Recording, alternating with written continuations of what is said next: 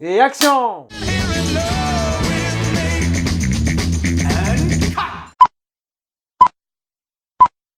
Le 9e film de Tarantino, Welcome to Hollywood.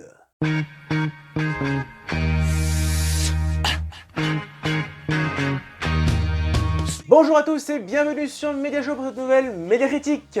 Aujourd'hui, il sera question de Once Upon a Time in Hollywood, réalisé par Quentin Tarantino, avec au casting Brad Pitt, Leonardo DiCaprio, Margot Robbie, Al Pacino et bien d'autres. Arrivé de dernière minute pour la compétition officielle du Festival de Cannes, et bien ce film n'a malheureusement rien remporté, mais réalise tout de même le meilleur démarrage de Tarantino en France, avec plus de 192 000 spectateurs le premier jour de sa sortie. Bref, passons sans plus attendre à la critique.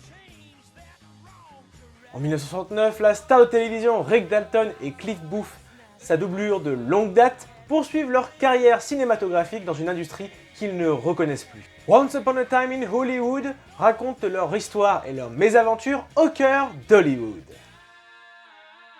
Commençons cette fois-ci avec la mise en scène. Avec Once Upon a Time in Hollywood, Quentin Tarantino propulse droit au cœur d'Hollywood en 1969. En effet, ce film est un sacré voyage dans le temps, une somptueuse capsule temporelle avec une mise en scène exceptionnelle qui fera le plus grand bonheur des amoureux du 7e art, aussi bien par les affiches, les nombreux titres de films, les plateaux de tournage, les faux raccords volontaires, les personnages tels que Bruce Lee, Steve McQueen, Roman Polanski ou encore Sharon Tate, l'ambiance rétro-western, que par sa musique vintage. Bref, le montage est parfait avec une belle reproduction de l'époque, que ce soit dans les rues, les studios ou même encore les costumes. Merci Quentin pour cette petite claque visuelle et sonore.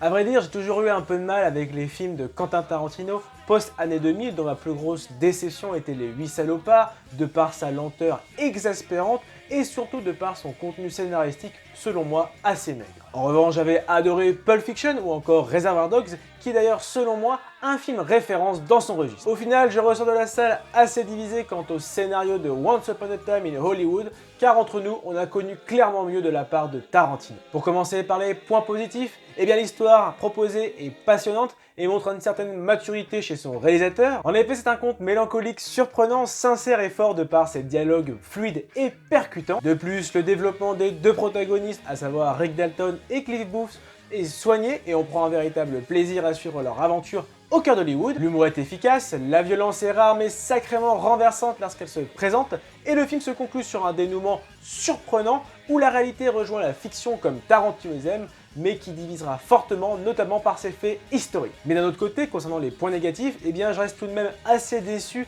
et sur ma faim du coup pour cette histoire qui est à mon sens trop classique pour un Tarantino, car on a connu clairement mieux. En effet, montrer la vie d'un acteur en déclin et de sa doublure au cœur d'Hollywood dans les années 60, eh bien ça me semble un peu léger pour un film de 2h40.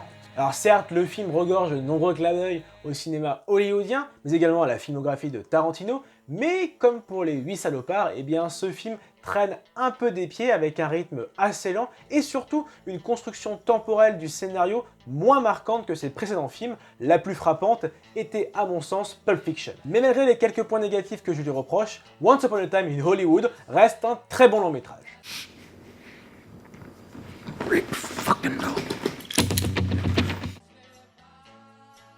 Quentin Tarantino s'entoure d'excellents acteurs pour nous offrir un casting 5 étoiles.